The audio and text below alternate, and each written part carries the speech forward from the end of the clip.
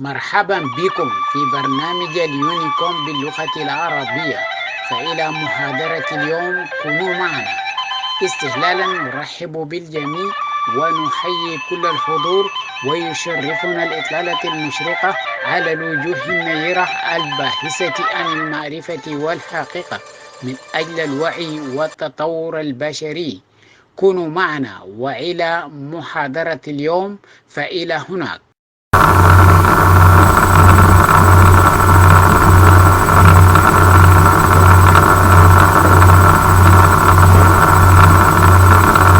مرحبا بكم. طيب، مرحبا بكم في النغمسة والكماشة، برامجنا يوم السبت من كل أسبوع حول القضايا الإنسانية والاجتماعية. وسؤال اليوم: هل الوجود هو الحل؟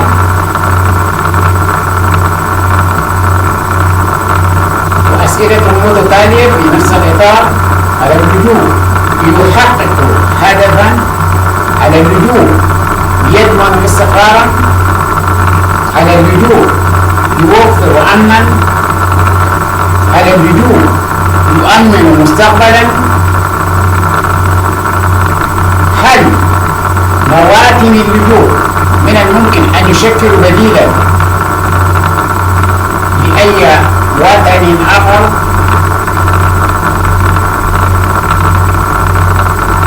بالنسبة لطلاب العلم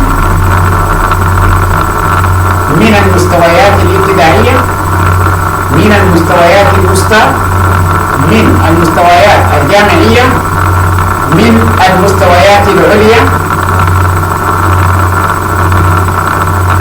للمستثمرون،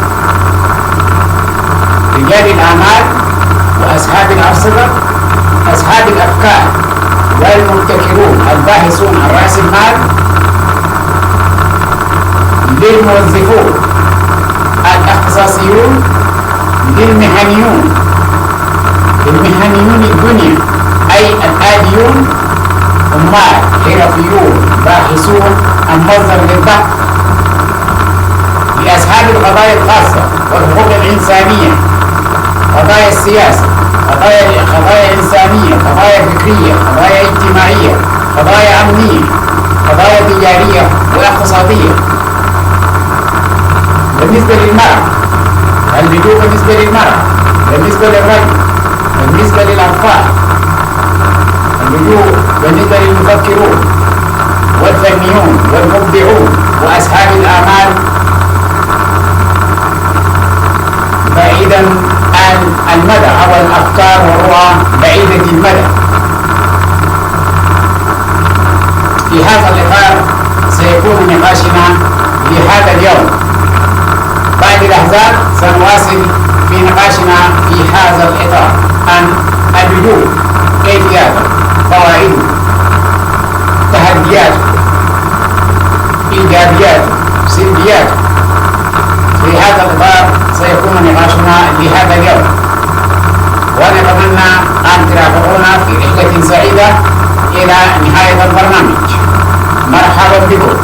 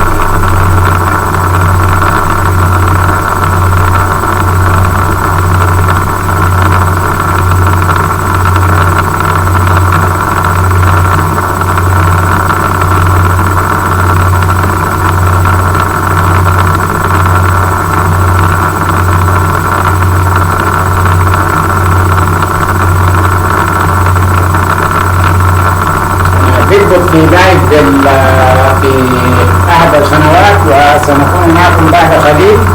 مرحب بكم، مرحب بكم جميعا. سنواصل في برنامجنا بعد قليل بيوم الخميس من أول يوم الجمعة من هذا الأسبوع.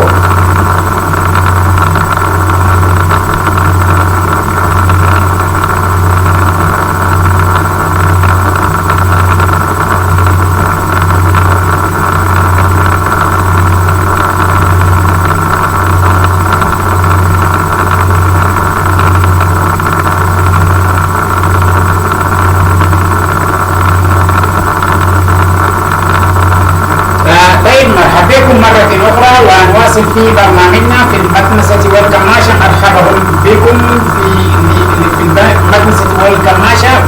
برنامجنا اليوم الجمعة من كل أسبوع. مرحبا بكم هذا اليوم في المكنسة والكماشة. نكرر برنامجنا اليوم السبت من كل أسبوع وليس الجمعة وإنما السبت من كل أسبوع على المكنسة والكماشة. مرحبا بكم حول القضايا الإنسانية والاجتماعية. وسؤال اليوم: هل اللجوء هو الحل؟ وفي أسئلة متتالية: هل اللجوء يحقق هدفا؟ هل اللجوء يضمن استقرارا؟ هل اللجوء يوفر أمنا؟ هل اللجوء يؤمن مستقبلا؟ هل مواطن اللجوء من الممكن أن يشكل بديلا للموطن؟ بالنسبة اللجوء بالنسبة لطلاب العلم من المستويات المختلفة، من المستويات الابتدائية، من المستويات المتوسطة، من المستويات الجامعية، من المستويات العليا، للمستثمرون، رجال الأعمال وأصحاب الأرصدة، لأصحاب الأفكار والمبتكرون الباحثون عن رأس المال. اللجوء بالنسبة للموظفون الاختصاصيون وللمهنيون الدنيا أي العاديون، عمال حرفيون الباحثون عن مصدر للدخل ولتحسين ظروف الحياة، لأصحاب القضايا الخاصة والحقوق الإنسانية، القضايا السياسية، قضايا إنسانية، القضايا الفكرية، قضايا اجتماعية، القضايا الأمنية، قضايا تجارية واقتصادية. كل هؤلاء ماذا يعني اللجوء بالنسبة له؟ في حالة المرأة وفي حالة الرجل، بالنسبة للأطفال وبالنسبة للمفكرون والفنيون والمبدعون وأصحاب الآمال والرؤى بعيدة المدى. ماذا يعني اللجوء بالنسبة لكل هؤلاء؟ اللجوء ليس شيئا حديثا، وإنما هي تمثل واحدة من الطرق التي ترتبط ارتباطا فارقيا وارتباطا وثيقا وارتباطا أساسيا بتاريخ الكائنات الحية، ليس في مجال الإنسان فحسب وإنما في كل المجالات، في كل الكائنات،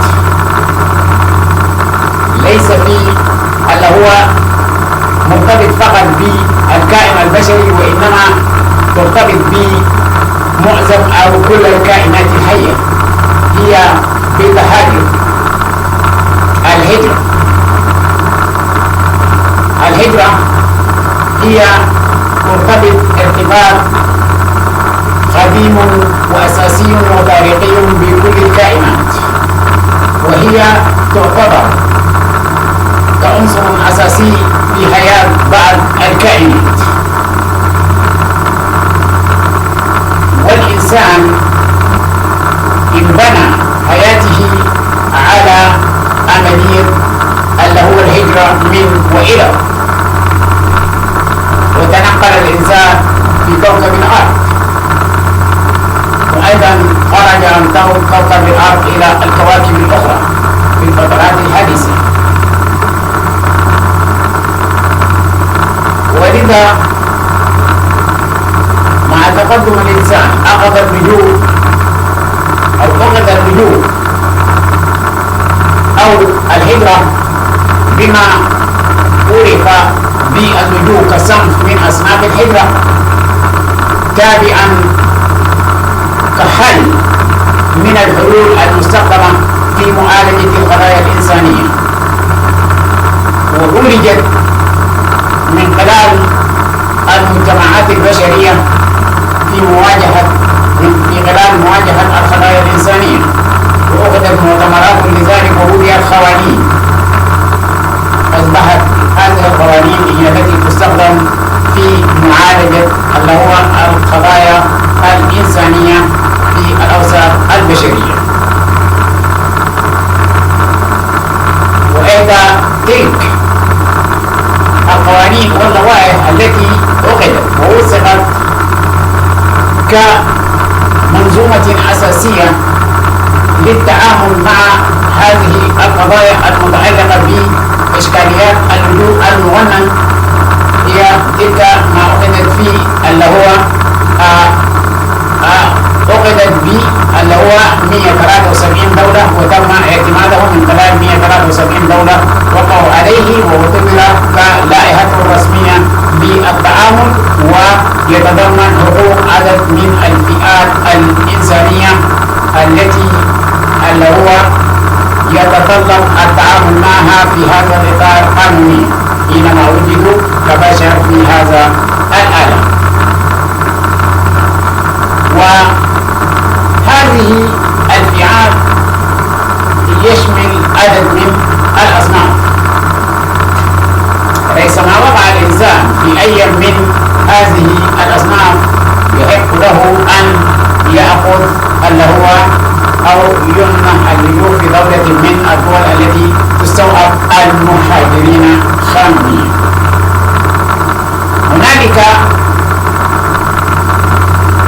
مشاريع عديدة أو دول تبنت مشاريع اللي هو للتعامل مع اللجوء أو وفقا لبرامج تبناها نسبة لهويتها للاجئين، ونسبة اللي هو وفقا لمشاريعها الخاصة التي تحتاج فيها إلى الثروة البشرية، واستخدمت اللي هو يعني ملفات الهجرة لعلاج هذه القضايا، وفي نفس العلاج قضايا هؤلاء الأصناف، وفي نفس الوقت اللي هو جزءا من مشاريعها التي تتعلق باللي هو الثروة البشرية.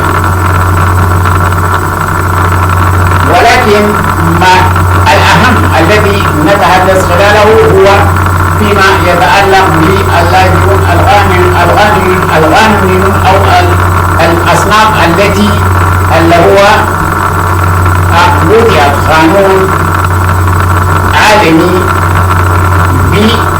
اللي هو اعتماد 173 دولة اللي هو كقانون عالمي اللي هو يأتي هؤلاء حقيقة اللي هو اللجوء من خلال منظمة أسست يعرف IOM.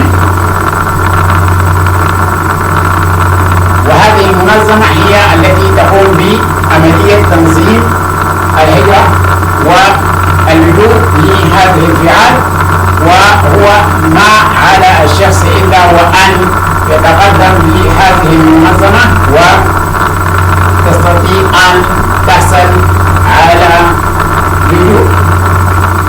ولكن حتى هنا أنا يعني فقط أشرح اللي هو في إطار إنه ماهية اللجوء والفعال وغيره، ولكن نقاشنا سيدور نقاشنا أو نقطة نقاشنا سيدور حول فهو أو السلبيات والإيجابيات، وهل إن كان اللجوء يتحقق ما يجب إليه الناس أم لم يحقق ذلك. هذا ما سندور وسنمر على المراحل التي يواجهه أو يمر به اللاجئ خلال فترته ما بين اللي هو التفكير في اللجوء أو ما فترة الدوافع الذي يواجهه ويدفعه إلى اللجوء في موطنه الحقيقي، وإلى أن يصل إلى مرحلة الاستقرار ويكون مواطنا اللي هو مستقرا في دولة أخرى. الإشكاليات التي سيواجهنا سنمر بكل تلك المراحل ونناقشه. ولكن لكي تصل واللي هو تصل إلى اللجوء لا بد من أن قبل أن تفكر في اللجوء أو قبل أن تتخذ قرار اللجوء لا بد من أن تعرف أصناف أو الفئات التي تستحق تلك اللي هو أو تتضمنها ذلك أو ذلك القانون أو تلك الذين يسمح لهم اللي هو باللجوء. وهي اللجوء هي هنالك لوائح كثيرة وقوانين كثيرة يعني اعتمدت من فترات طويلة، ولكن آخر واحد اللي هو الذي هيصدر من 2014 ودي بيتضمن الفئات والأصناف يعني الذي بيدعم من خلال IOM ومكاتبها موجودة في عدد من دول العالم، وإذا في الشرق الأوسط موجودة اللي هو في يعني في البرية موجودة في اللي هو مصر، موجودة أيضا في عمان، موجودة في عمان اللي هو في اللي هو في الأردن، وموجودة في أخرى موجودة في تركيا، وأيضا في العراق هناك يوجد في دول عديدة اللي هو بيسمى بالIOM. وأيضا لديهم الويب سايت بتاعتهم اللي هو بيسموه IOM للهجرة الدولية، فممكن تمشي بالويب سايت بتاعهم ده وتجد الإيميل بتاعهم وتستخدم الإيميل في إرسال اللي هو طلب اللجوء بتاعتك متضمنا معه عناوينك الرئيسية وتلفوناتك وإيميلك واللي هو القضية بتاعتك التي أنت تطلب اللجوء على ضوئه، ويفضل أن تكتبه باللغة الإنجليزية. وأنا يعني بفضل أن ترسل بهذا إنه ترسل بالإيميل أفضل من التلفون. بالتلفون ممكن تعمل اللي هو تعمل كود بالتلفون وبيعملوا لك اللي هو مواعيد اللي هو بيسمى بالأبوينتمنت، وبعد ذلك بتوضح ما يجري. ولكن بالتلفون هذه التلفونات طبعا كلنا نعرف ما يتعرض له التلفونات والاتصالات، ولذا من الأفضل استخدام الإيميل وتستخدم اللغة الإنجليزية ومن أي دولة تكتب اللي هو وترسل للIOM وهي لناس الشرق الأوسط، لأن هي الاتجاهات التي أنا بدرس عليها قنواتي وهي الفئات الشعبية التي أنا قارئ بقاتلهم بهذه اللغة التي تستخدم الآن اللغة العربية. فموجودة في مصر، موجودة في عمان، موجودة في تركيا، وأيضا موجودة في دول أخرى، ولكن أكثرها هي في عمان وفي اللي هو في القاهرة في مصر. فريثما ذهبت هناك أو ريثما أرسلت إلى هناك اللي هو سيراد إليك شرط أن تقع في هذه الفئات. الفئات من أول هذه الفئات اللي هي الأرامل أو الأرملة ذات الأطفال التي لديها أطفال في حالة زوجها تعرض لاغتيال ديني أو سياسي أو طائفي أو إرقي. ومن ثم اللي هو المهجرين أو المطرودين داخل البلد، يعني الناس داخل بلد من البلدان، في بلدان يعني في ما كل البلدان بتواجه فيهم هذا الشيء، في ناس بيطردوا داخل البلدان يعني بيتهجروا داخل بلدان في حد ذاته وبيمنع منهم الجنسية اللي هو المهجرين أو المطرودين داخل البلد، يفوتون أخذ أموالهم وجنسياتهم وأراضيهم وبيوتهم. في ناس بيواجهوا إشكاليات في بعض الدول بهذه الطريقة، وده اللي هو في الفئة الثانية واسمهم لهم بياخذوا اللي هو بيدوهم هجرة طوالي اللي هو لدولة من الدول أو بيدوهم باللجوء أو لدولة سادسة. الذين غيروا أو تركوا دينهم في إطار حريات الأديان هو وعائلته اللي هو الشخص الذي بدل دينه أو خير الديانة بتاعته ده بيستحق أيضا من الفئات التي فيها طلاقة، بيستحق اللي هو إنه ياخذ اللي هو اللجوء لدولة ثالثة. الأشياء اللي بيفضل إنه تكون في تمشي لدولة ما بيسمى بالدولة الثانية، الوسيط من دولة تطلع دولة ثانية وتقدم، ولكن لو قدمت من دولتك أرسلته أيضا ممكن ترسله يعني للآي أو إم في الدولة الموجود فيه، ومن ثم هم بيرسلوا لك ويعملوا لك مواعيد أو بيوضحوا لك إنه تطلع دولة ثانية أو تطلع لأي حتة، وبتستمر في الإجراءات بتاعتك شرط إنه تكون من هذه الفئات. وزي ما ذكرنا اللي هو الأرملة وأطفالها في حالة زوجها تعرض لاغتيال ديني أو سياسي أو طائفي أو إرقي، وأيضا المهجرين أو المطرودين داخل البلدان والحكومة أخذت أموالهم وجنسياتهم وأراضيهم وبيوتهم، أيضا الذين خيروا أو تركوا دياناتهم اللي هو في إطار حرية الأديان بياخذوا اللي هو هذا اللجوء. النازحين بالداخل يعني احنا قلنا اللاجئين المطرودين أخذوا منهم جنسياتهم، لكن في نازحين ثاني. بالنسبة للاجئين المطرودين ده ما محدد الفترة، لكن النازحين بالداخل لأكثر من 3 سنوات. بالنسبة لي النازحين بالداخل لأكثر من 3 سنوات وما استطاعوا العودة إلى منازلهم محامين في داخل وطنهم، أيضا يجوز إنه الأمم المتحدة إنه يوطنهم في دول أخرى، وبين أيضا بيستحقوا اللجوء. لو الواحد كتب ووجه رسالة هو الIOM بيتم اللي هو التعامل معه ويستمر معه في الإجراءات. عندك المثليين والمثليات وعابري الجنس اللي هو وده يعني من الدول الأكثر دولة بيقبلوا هي كندا، واللي هو المثليين اللي هو العابرين والذين اللي هو لا خير الجنس بتاعتهم وبين اللي هو شنو أيضا بيقبلوا الطلبات بتاعهم وبياخذوا اللجوء في دول ثانية، لأنه بيواجهوا إشكاليات في المواطن بتاعهم. عندك الفئات التي بتعاني من العنف النسوي. العنف النسوي اللي هو بيعانوا ضحايا الإتجار بالبشر مثلا، وضحايا الاغتصاب، وضحايا الدين والسياسة والتعنيف الأسري. ده اللي هو بالنسبة للنساء اللي هو ضحايا العنف النسوي، العنف داخل الأسر ضد النساء، والعنف ضد النساء بسبب الدين أو التمييز والتعاملات داخل دين أو فئة ما أو يعني مجموعة من المجموعات أو داخل الأسرة من الأسر، إجبارها مثلا إجبار الأنثى على مثلا ارتداء زي معين أو كذا وهو لا يريد أن يستخدم ذلك، وإجباره على ذلك وتعنيفه ومعاملته معاملة سيئة، وإجباره على الزواج في أقل غير يسموه شنو قانوني، أو إجبارها على الزواج من شخص لا يرغب فيه، أو إجباره على أشياء غير إنسانية، وفي هذه الحالة يسمى بالتعنيف النسوي أو التعنيف الأسري. وده اللي هو أيضا بيأخذ ليس ما قدم اللي هو بيتم قبوله وبيأخذ اللي هو لجوء.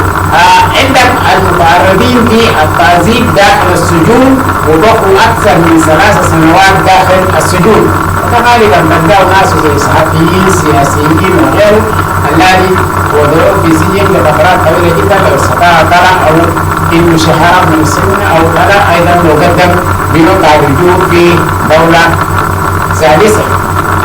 عندك الصنف بعد ذلك اللي هو اللاجئون الضعاف، اللي هو في لاجئين بيمشوا في دولة ثالثة بيطلعوا من دولهم بيعتبروا لاجئين في دول مجاورة، وده غالبا الخصة اللي هو غير البالغين الأطفال الصغار من أقل من عمر 18 سنة، والحوامل، واللي هو الولد الوحيد أو البنت الوحيدة أو الطفل الوحيد في أمه وأبوه، ده أيضا يعني ما ينزل، فده أيضا بيقوموا الأمم المتحدة وبيشوف دولة بوديه فيه عشان ما يجد رعاية.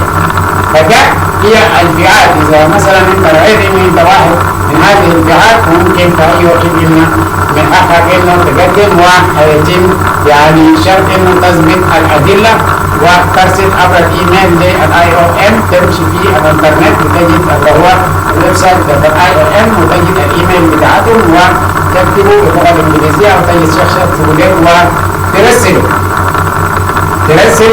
ويتم اللي هو قبوله. ولكن قبل كل هذا أنت يعني ما تفتكر، يعني أنا برى إن الناس أي شخص عايز يذهب إلى اللجوء، ولكن اللجوء هي فيه فوائد. يعني أنا ما بنقول لك فيه فوائد، ما في فوائد. اللجوء فيه فوائد جمة، يعني فوائد كثيرة جدا أنت ممكن تجده في خلال اللجوء، ولكن يعني هنالك تحديات وممكن يحلك مشكلة. يعني انت بتعاني من مشاكل ممكن تتحل في اللجوء، لانه زي ما ذكرنا الفئات هؤلاء بيعانوا من مشاكل، هذه المشاكل ممكن تتحل، ولكن في اللجوء هنالك بيواجه في تحديات كبيرة جدا. قد يكون ما معظم الاشياء انت يعني بتدعو يعني لا بتتوقع انه بتصل له، وده ممكن تصطدم به وقت ثاني، بالاضافه لانه وجودك في مجتمع جديد او مجتمع اخر قد يكون هذا المجتمع بيتناقض تناقض واسع جدا مع طبيعه الحياه التي احنا نشاط فيه، وده بيواجه اشكاليات اللي هو بتاعه التواؤم مع هذه البيئه الجديده. وده واحد من التحديات التي ممكن بيواجهك، وده عاده بيواجه معظم اللاجئين. فاللجوء في حد ذاته انت لكي تنتقل ما بين بداية التفكير وإلى المرحلة النهائية أو الاستقرار بيواجهك تمر بمراحل عديدة. أي شخص يعني بيمر بمراحل عديدة جدا، يعني هنالك مراحل عديدة أنت بتمر بها مدفعا تستقر وتكون كإنسان طبيعي. أولا بتمر اللي هو مرحلة المؤثرات والدوافع. بواحد انت بتمر مرحلة المؤثرات والدوافع والاختيار، وده اللي هو المسببات اللي هو بالنسبة لي اختيار حياة اللجوء وتحديد اتجاه التوجه وكيفية الوصول، اللي هو الأسباب التي دفعك لأنه تفكر في أن تحاضر موطنك الأساسي الذي أنت اتولدت فيه وعايش فيه ومتفهم وتتحدث لغته وتعرف البيئة والمجتمع فيه. الدوافع التي أنت دفعت ديك مرحلة أولى أنت هتعاني كثير جدا. الدوافع ده أنت هتواجه الدوافع الخلاك إنه أصلا لحد ما تقرر إنه أنا ما بقول هنا، ده معناه دي مرحلة بيكون برضه صعبة وبيحتاج تفكير كثير، واللي هو لما تواجه الأسباب ده في البداية، ودي مرحلة يعني خايف بالصعوبة أنت بتعيش في موطنك الأساسي الذي اتهاجرت منه، وده المرحلة الأولى التي بيواجه الإنسان الذي هيتحول إلى لاجئ في المستقبل.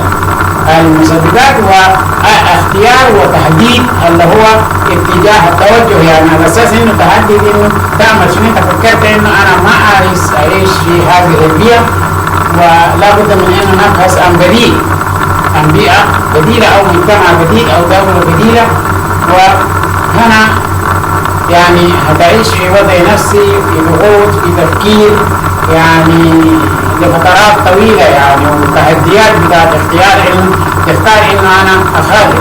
ما سهل اي انسان بيستطيع انه بيتخذ هذا القرار، على اساس انه تحدد قرار المغادرة، مغادرة هذه البيئة التي اتولدت فيه وتتجه الى مكان اخر لا تدري متى تعود او ما الذي سوف يحدث، وانما تقرر ودي مرحلة في غاية الصعوبة وإلى أين تتجه أنت لا تدري. فده أنت مرحلة لو اتجاوزت مرحلة رقم 1 فبيواجهك المرحلة رقم 2، وده بيسمى مرحلة المواجهة. أنت اتخذت القرار في المرحلة الأولى واجهت التحديات الأسباب الدفعة لأنه يعني ناقشت الأسباب الدفعة لأنه يعني إنه تفكر في اللجوء أو تفكر في الهجرة.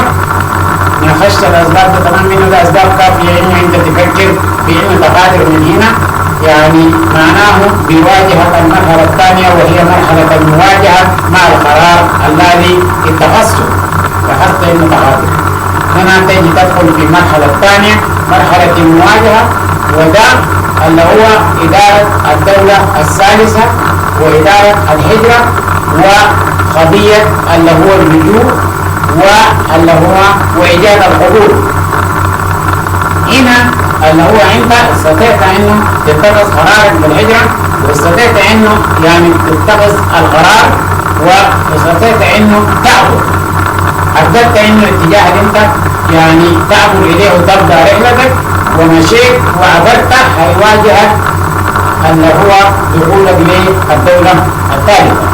قدرت تبني أوراقك، يعني من الأشياء الأساسية في المرحلة الأولى بيواجهك إنه ده لازم تتأكد إنه كل أوراقك مكتملة، شهاداتك التي هتتعامل به في المستقبل، مستنداتك، بقيتك وكل شيء ده اللي هو يعني أنت تتأكد من كل مستنداتك مكتملة معك. بيواجهك اللي هو إدارة الدولة الثالثة، خشية الدولة الثالثة أنا ما كيف يتعامل معك هذه الدولة. أنت لا بد من أن الدولة تتجه له إدارة ممكن يرجع للمحل الجديد منه. الدولة إذا تدخل ده ممكن يرجع للمحل الجديد منه. مثلا الناس القضايا على الدولة ممكن يكون على علاقة بالدولة اللي تجد منه قضيتك قضية سياسية مثلا، ممكن يرجع في إنه تعامل خاص مع هذه الدولة أو إنه اتفاقية أمنية، إنه اتفاقية تسليم وتسلم ممكن يرجع. الناس القضايا الدينية القريب من دين لدين أيضا هنا بيواجه الإشكاليات. يعني الناس التقام في المكاتب دي قد يكون يعني أصلا أو ممكن يواجه الزول يعني أو في المكاتب بتاعت الدولة اللي أنت خاص فيه قد يكون هذا الإنسان من الفئات المتشددة، قد يكون من غيره اللي هو أيضا يعني يواجه الإشكالية دي من الطرح إنه يعني تطرح له إنه مثلا أنا يعني ترى أنا كنت الدين كذا كذا كذا وتركت الدين كذا، هو قد يكون من نفس الدين، وده بيواجهك اللي هو أيضا ده تحدي كبير جدا بيواجهك مع إدارة الدولة الثالثة أو الدولة الثانية اللي أنت بتمر به في طريقك اللي هو الهجرة أو اللجوء وإدارة الهجرة. في إدارة الهجرة بيواجه التحديات اللي هو موظفي إدارة الهجرة اللي أنت بتجده هل اللي هو إجواءهم معك ما إجواءهم معك، أيضا هو إجواءهم معك ما إجواءهم مش معروف، وأيضا يكون مثلا حسب نوعية قضيتك أيضا بيواجهك تحديات كثيرة. يعني في أمثلة كثيرة جدا. يعني الواحد لو عايز ممكن الواحد عايز يضرب لكم يعني في أمثلة كثيرة جدا، يعني بالذات الناس اللي بيمشوا اللي هو ملفات اللي هو المتعلقة به مثلا الناس المنتقلين من دين لدين أو إنسان بيواجه مشاكل الارتداد وغيره. فده يعني أنت يعني ممكن تواجه زول يسموه شنو يعني من نفس الدين، ممكن يضع القلم ويرفض انه داخل المكتبة المنتجة، ممكن يضع القلم ويرفض انه يواصل بالتحقيق ما بده يجيب موظف ثاني يعني. فما بيستطيع انه يتحمل انه يواصل معاك في حتى في التحقيق اثناء ما يكتب في التحقيق وتقول له انه مثلا انا تركت الدين وكذا وكذا.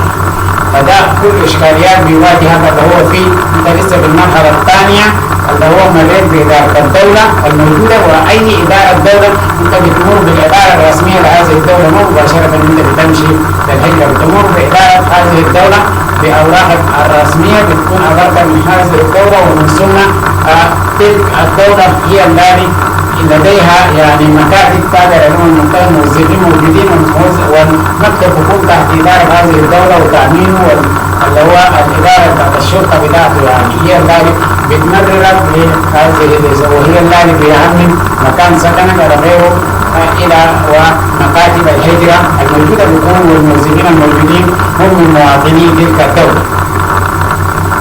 تمر بهذه ومن ثم يعني القضية بتاعتك التي تقدم.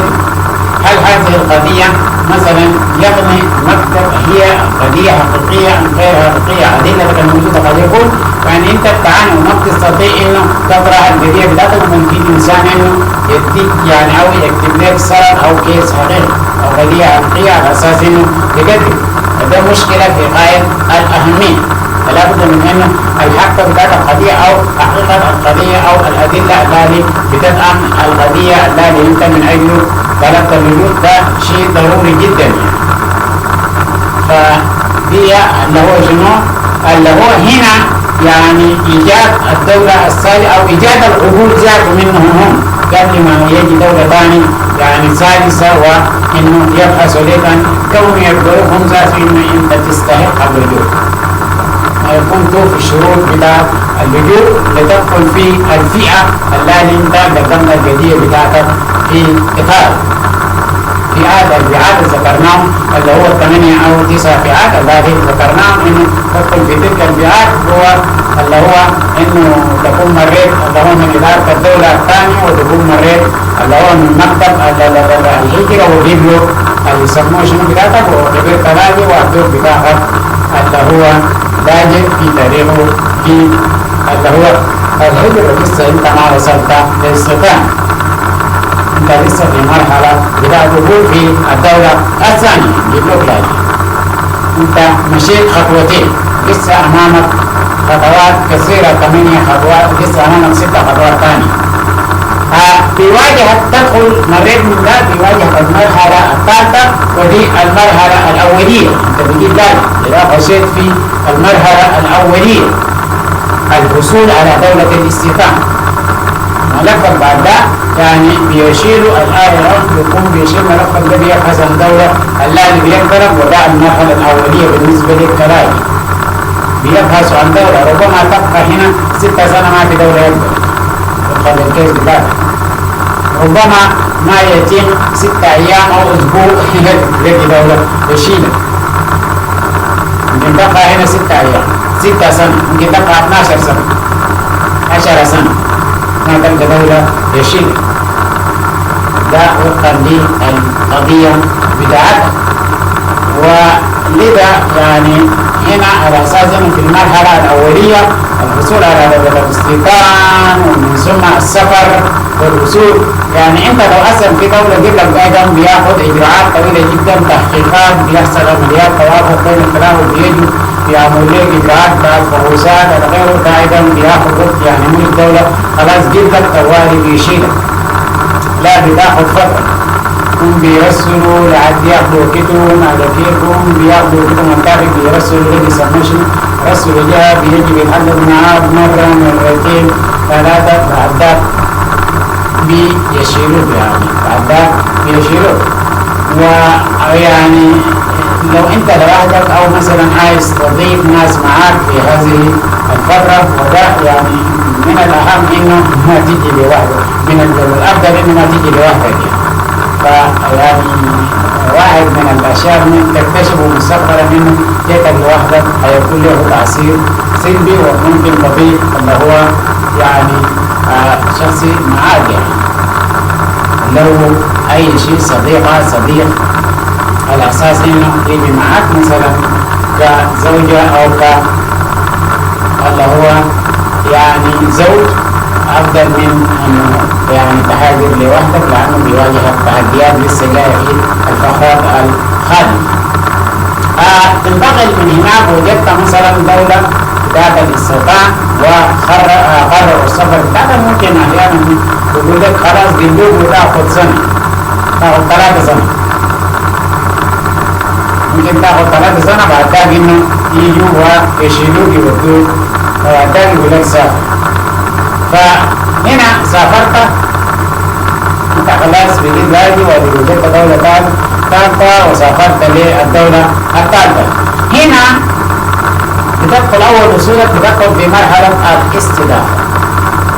أنت سافرت خلاص من الدولة الثانية، أنت بقيت لاجئ رسمي وذهبت إلى موطن جديد، أنت في مجتمع جديد في بيئة جديدة، في مرحلة استضافة، مستضاف بواسطة مجتمع جديد، مستضاف بواسطة بيئة جديدة. فهنا بيختلف من اللي هو من حسب نوعية اللجوء، وأيضا بيختلف من دولة لأخرى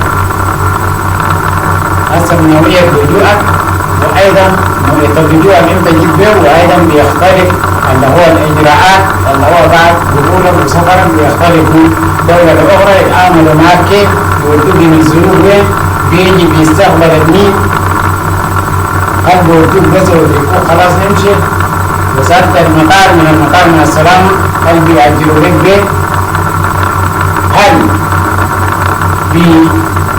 يعني بيدوك بيساعدوك لمتين، مش معروف هل بيجيبوا لك أمل ما بيجيبوا لك أمل. ده بيختلف من دولة لدولة. وممكن مشيت يأجروا لك بيت مدة شهر أو ينزلوك في الغرفة وخلاص مع السلامة.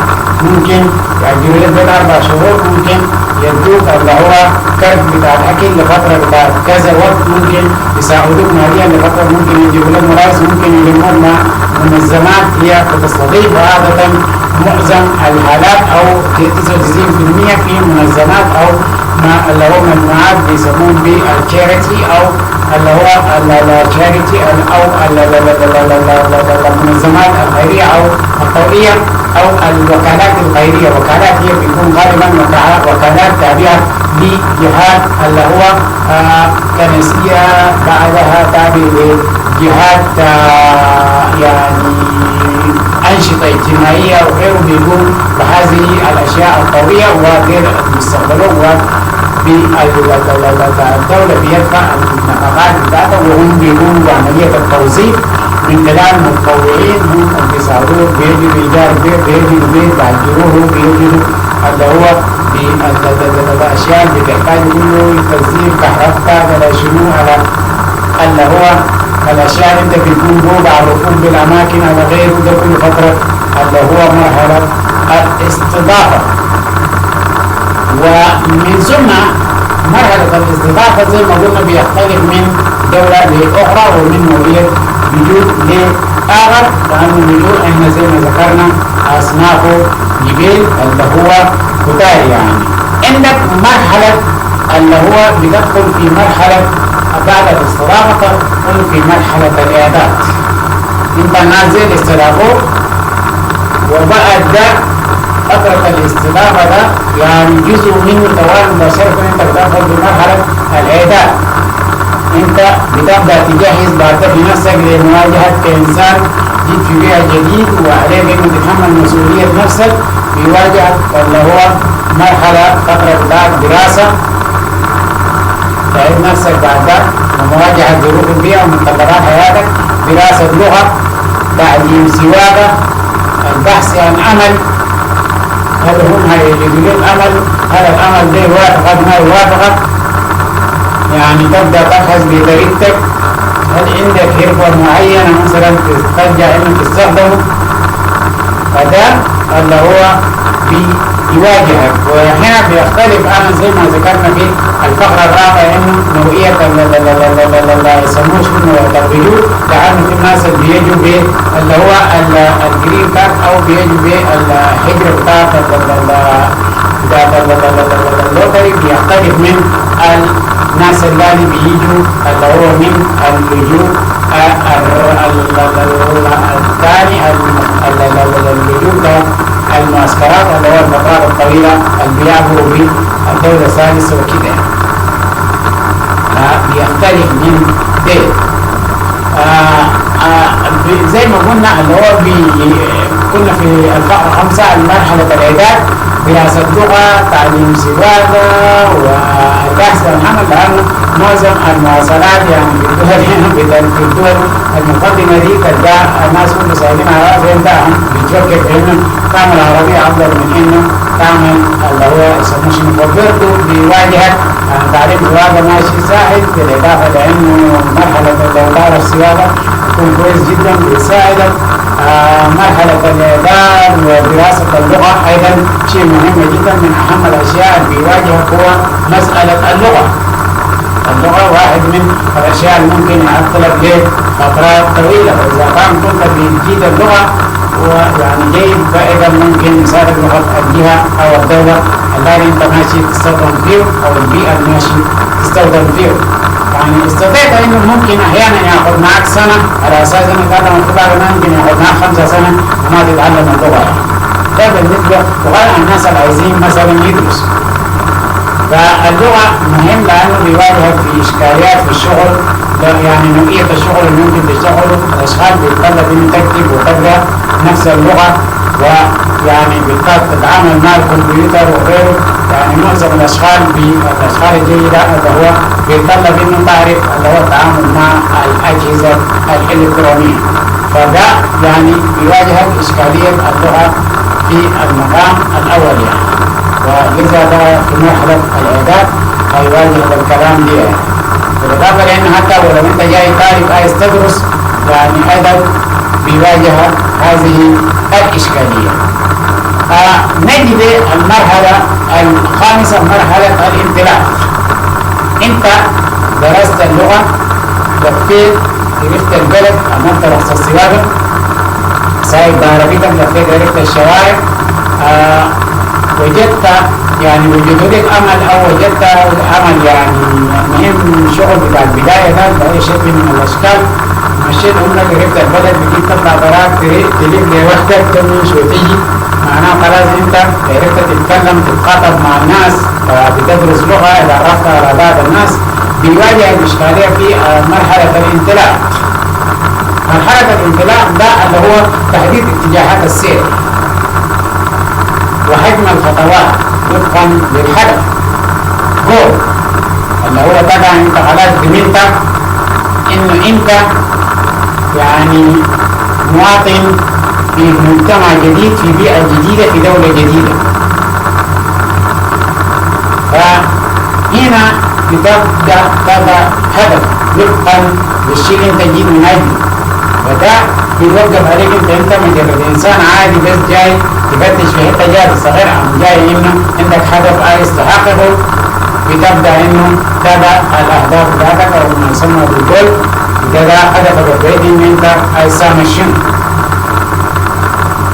تبع الهدف بتاعتك وتبدا هنا في المرحله دي او في المرحله الثالثه مرحله الانطلاق، انه تبع هدفك على اساس انه تنطلق تعمل شنو.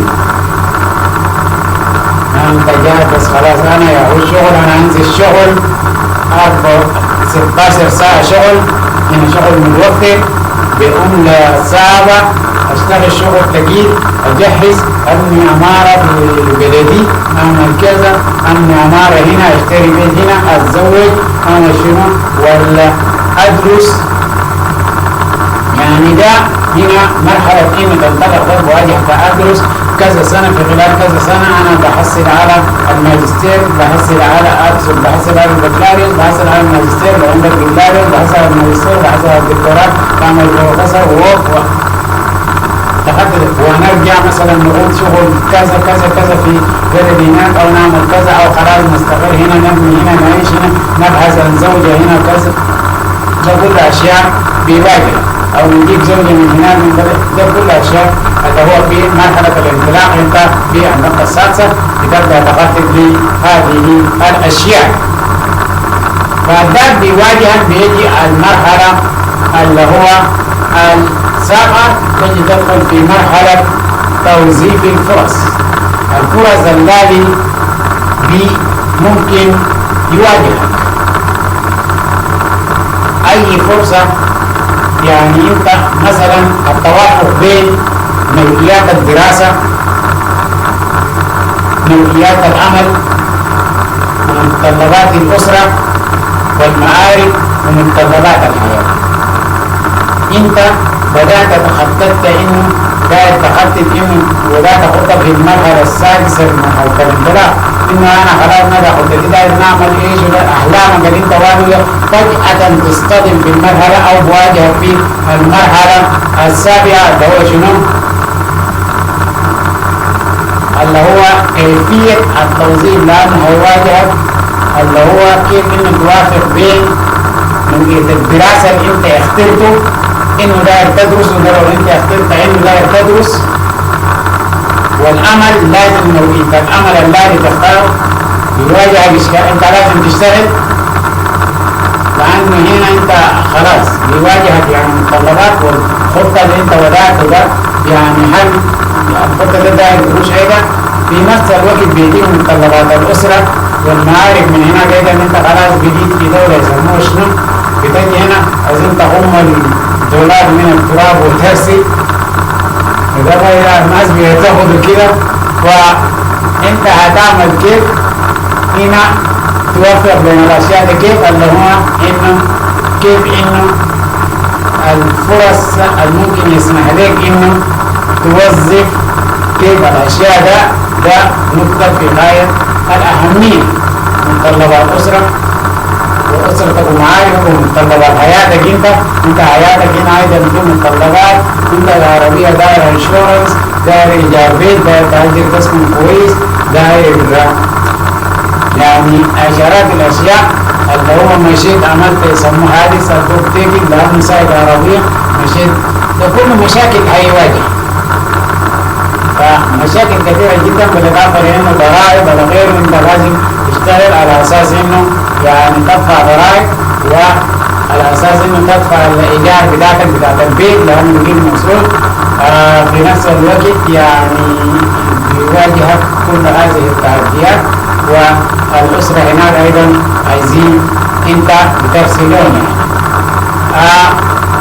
فجأة انت مع فرصة بتاعت الصراع مع هذه الاشياء، انك توظف ده وتوظف ده، بيجيب مرحلة الاصطدام.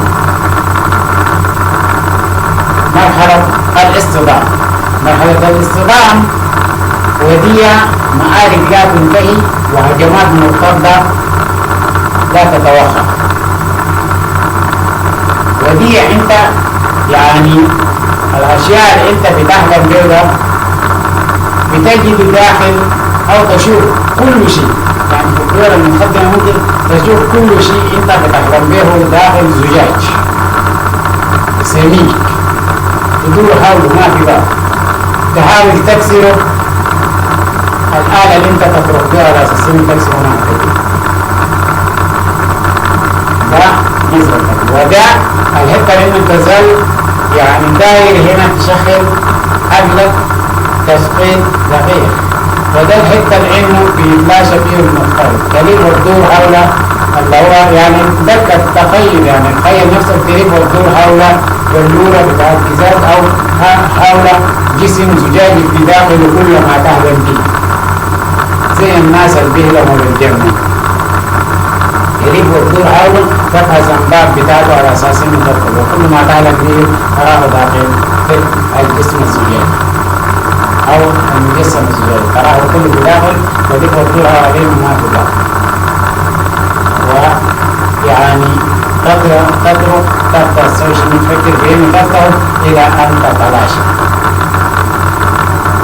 ده اللي هو الحته بتاعت يسموه شيء، يعني بيحتاج انه تفكر تفكير جيد، والحته ده يعني ناس كتار جدا بيواجههم اشكاليات، وناس كتار جدا بيصطدموا به اللي هو الواقع الموجود هنا، وانت في مجتمع جديد، فما تفتكر انه يعني بتبقى مجتمع مختلف، اي زول ماشي في شغله، اي زول ماشي هناك بزول يعني بيصطدم بالواقع، وناس كتار جدا بيصابوا بحالات نفسيه، وعندنا ناس كتار جدا واقفين في الشوارع هنا موجودين في بيوتات اللي هو الرعايه الصحيه، ومشاكل كثيره، وفي ناس رجعوا من الدول الثانيه من السنة برضه في ناس رجعوا 1 2 3 4، لكن في دول ثانيه في ناس رجعوا يعني ده كبيره جدا، فبيواجهك تحديات، لكن رغم كده يعني انت ممكن مهما بتستطيع انه تختلف، يعني تضع برنامجك تدرس اولي وتضع برنامجك وفقا اللي هو الواقع الذي بتجد امامك، وتستطيع انه تعمل وتتقدم، فحد ما يعني راسك بيتجزء وتعمل صلاة وشيء ابيض بتصل اللي هو بتستطيع انه تصل لشيء. ويعني النقطة الكبيرة انا برجع لها، انت في حالة انه تجي لوحدك بيواجهك تحديات اكبر من انه يعني الشخص اللي جاء ومتزوج من هناك هو بيكون أفضل بكثير يعني من إنه تجي لوحدك لواجهة تحديات كبيرة. ويعني ولذا يعني هنا بيختلف من شخص ليه اللي هو أو بيختلف من حالة لآخر. مثلا زي ما جبنا احنا أصناف وضحناه طلاب علم ومستثمرين وموظفين ومحامين وأصحاب قضايا. وبالنسبة هنا بالنسبة للمرأة لو انت مرأة أو رجل أو طفل أو مفكر ده بيختلف من اللي هو أي واحد بيمر أو الظروف اللي بيواجهها بيختلف من الثاني. الناس اللي ممكن أكثر يواجههم إشكاليات بتاعت تحديات وبيصابوا بصدمة هم الناس المتعلمين أو المثقفين يعني. فأنا ما بنقول لك الفرص موجودة، لكن انت ما تفتكر انه بتجي هنا بتلقى انه في شخص بيقدم لك ملعقة من ذهب او يعني بتجد ابناء الذين فيها وتجلس وتخرج كما تشاء. يعني بتجد انه جبال وهواء عليك انه تسقط على اساس انه يعني تسد. فاكثر الناس ممكن يواجهوا تحديات بالنسبة لطلاب العلم. انت كطالب علم اهم شيء مستنداتك اللي هو الدراسية الموثقة، يعني ده لو موجود معاك هو يعني مهم جدا. وعامل اللغة مهم.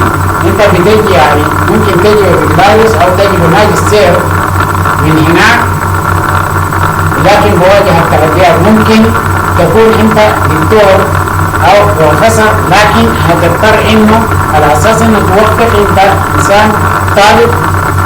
واننا هناك مثلا في بلداننا انت انسان مثقف، انسان طالب، انسان دكتور، انسان انت ماجستير، ما بتمشي تشتغل شغل عادي.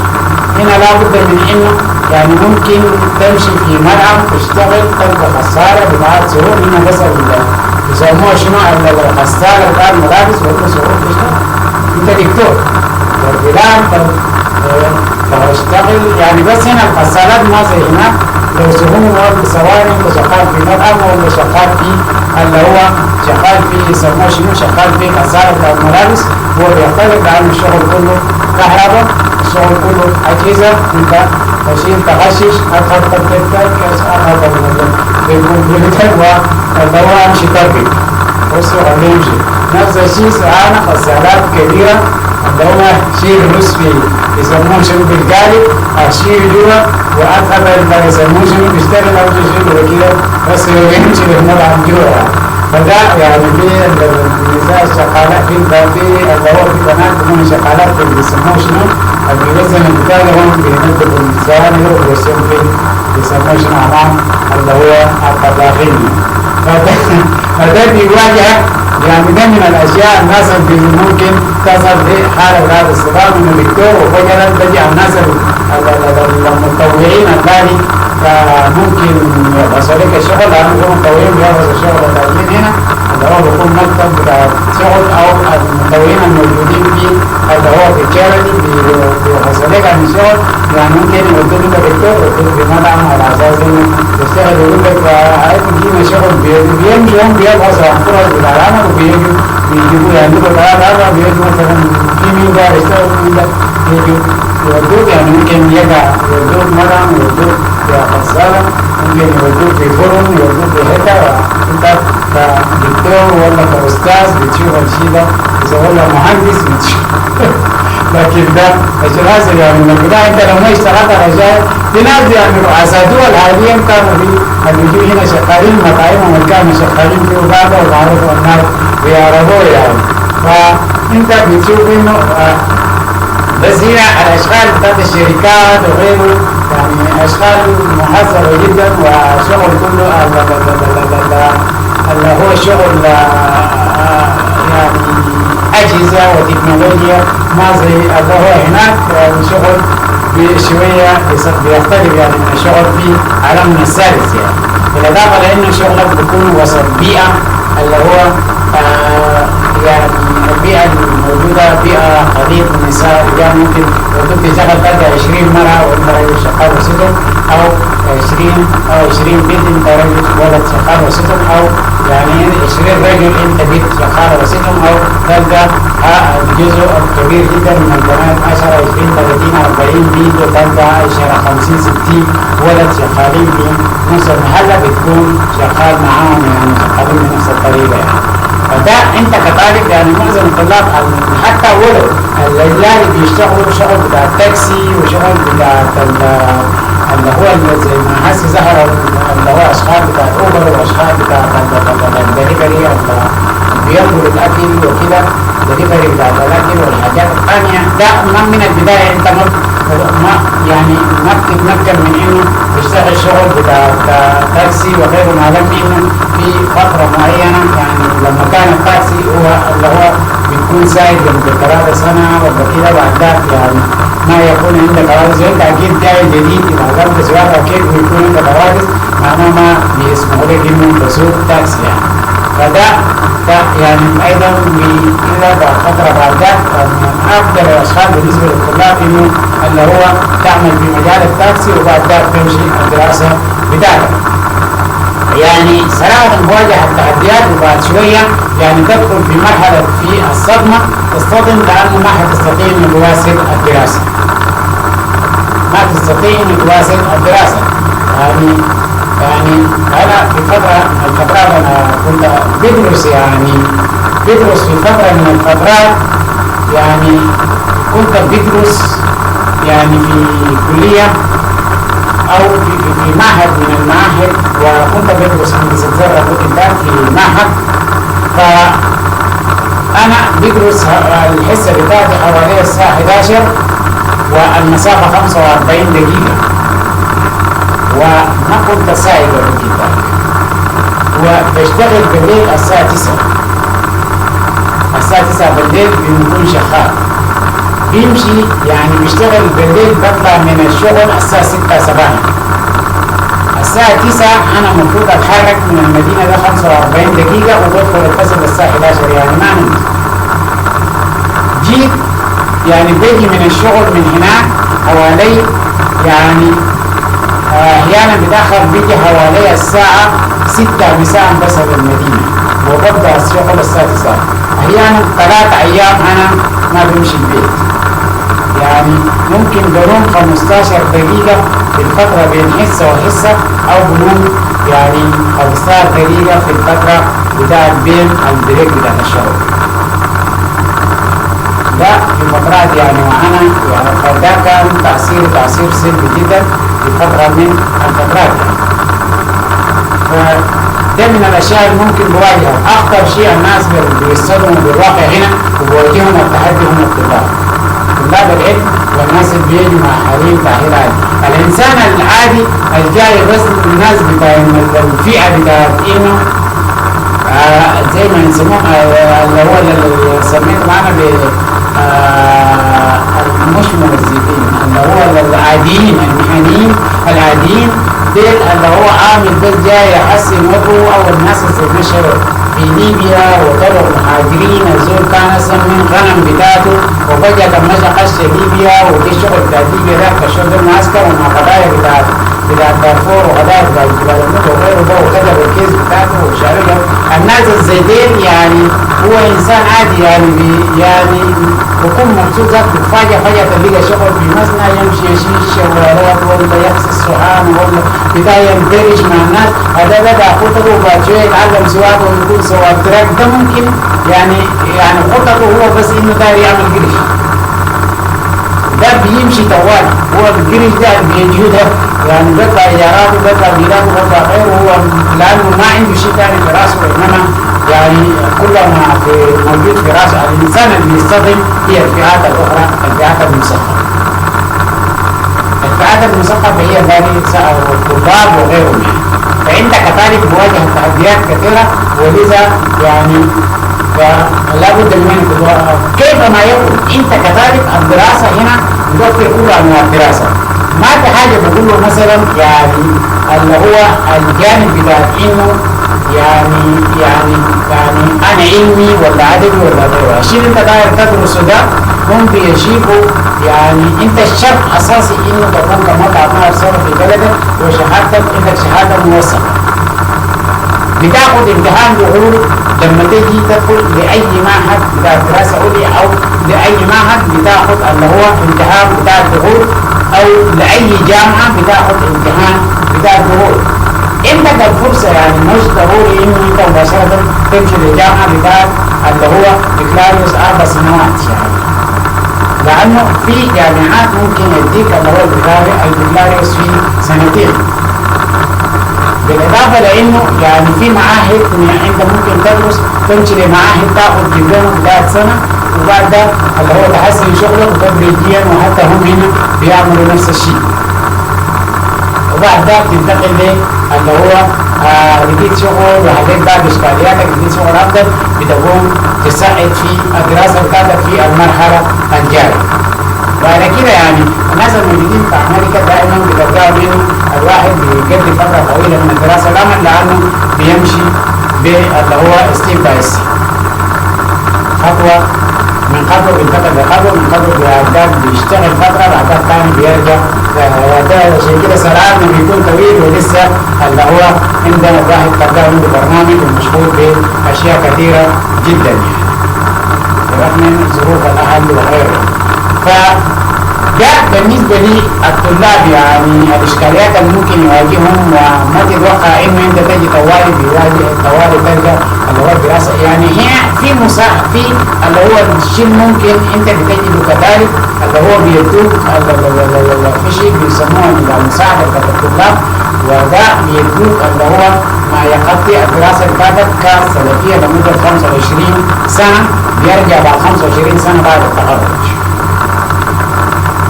بيرجع في خلال 25 سنه بتبدا بعد التخرج اشتغلت بتبدا تدفع فيه.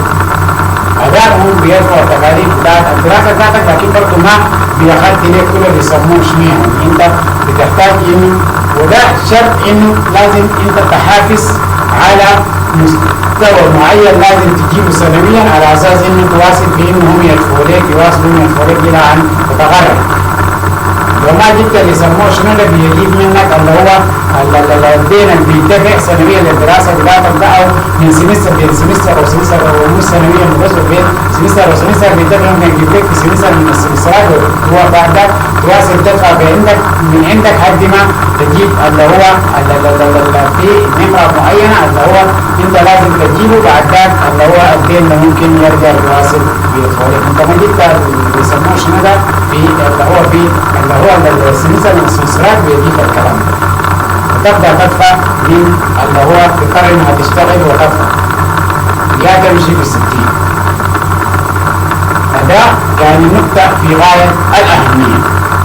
فبتجد انه يعني الطلاب بداية الدراسات العليا ايضا بيواجههم اشكاليات كبيره جدا، لانه انت بتكون جاي بكالوريوس من هناك وهنا ما بتعرف لغه، بالذات الناس اللي بيجوا من الجامعات الاسلاميه وغيره يعني من ضمان وغيره، بتجي انت تجي هنا مع طالب بتاع بيسموه شنو بتاع مرحله ابتدائيه افضل منك، وده تكون في مشكله.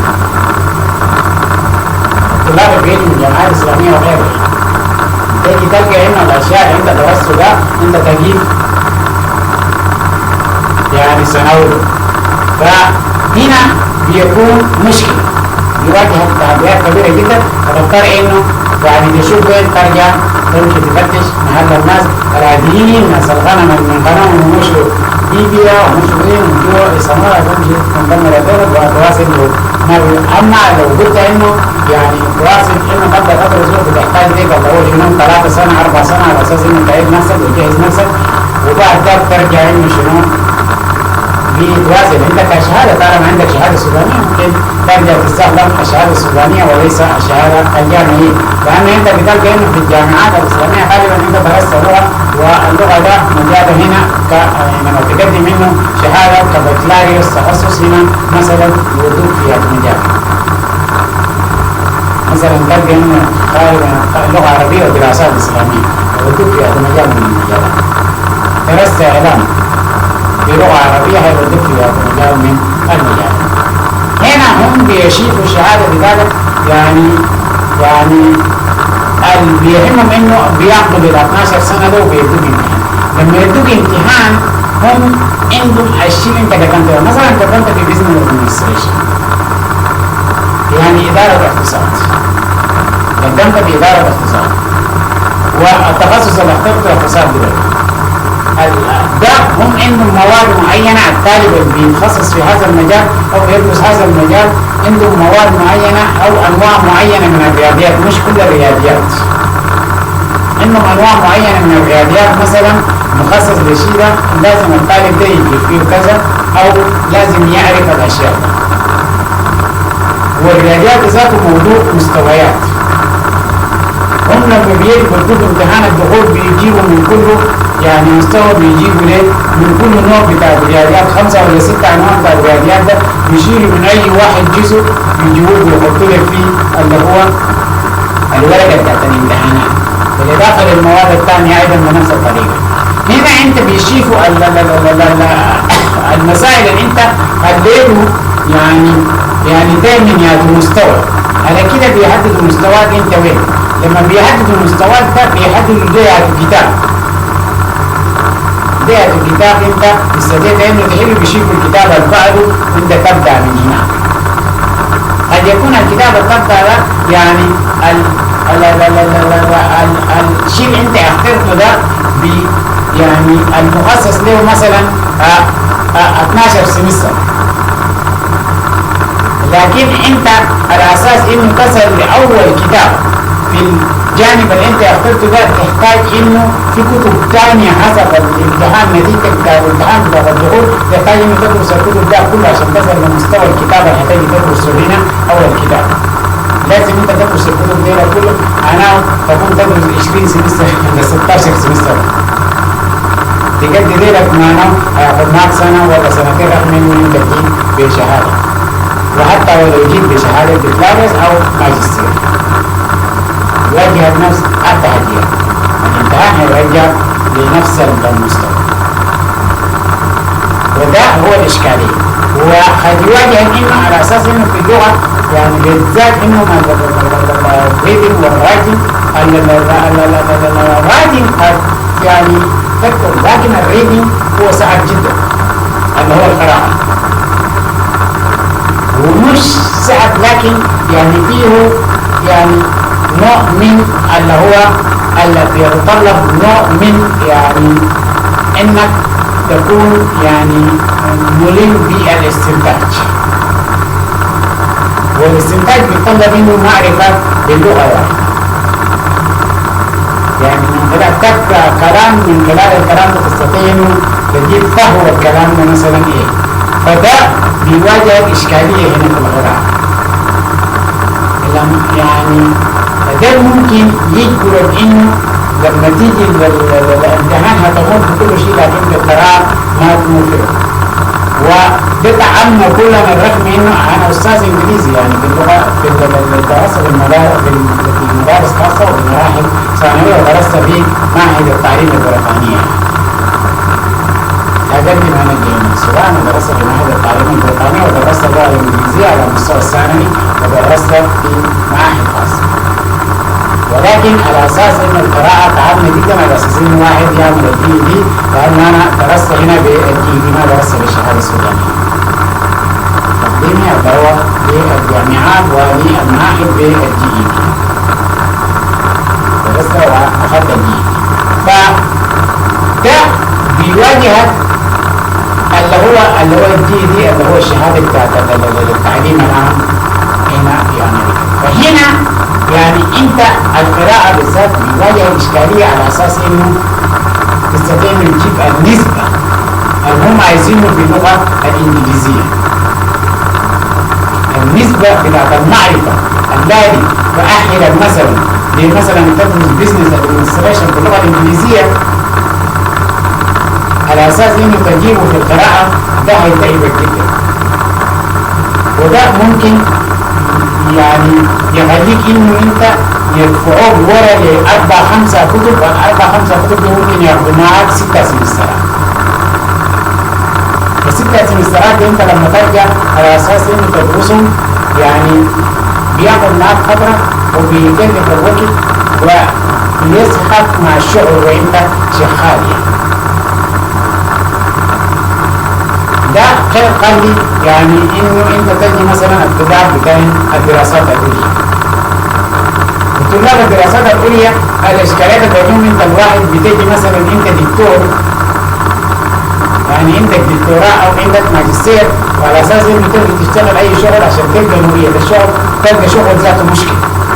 وهنا بدون شغل بيواجه تحديات انت تسكن كيف.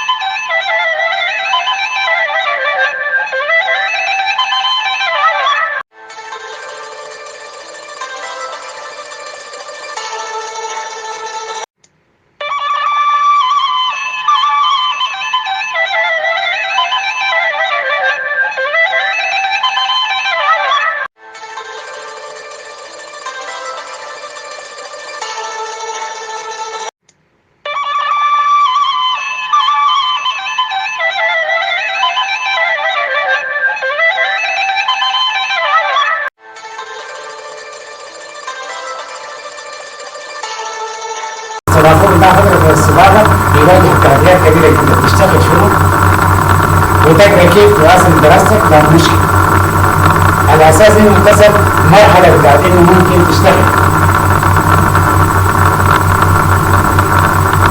هنا في أمريكا أنت ما ممكن تشتغل بدون ما إنه تصل باللي هو يكون عندك اللي هو أوراق الشغل. عشان كده الناس ما بيجوا إلا بحجرة رسمية الناس اللي بيجوا باللوتري هو دائما بيكون في إشكالية بتاعت إنه أنت قد لا تجد مساعدات بنفس المستوى اللي بيجدوه الزول اللي بيكون جاي بهجرة، رغم إنه بكون في مساعدات ما بكون بالعلم الفترة اللي بينزلون فيه الشغل فترة ضيقة جدا أو فترة المساعدات بتكون فترة ضيقة جدا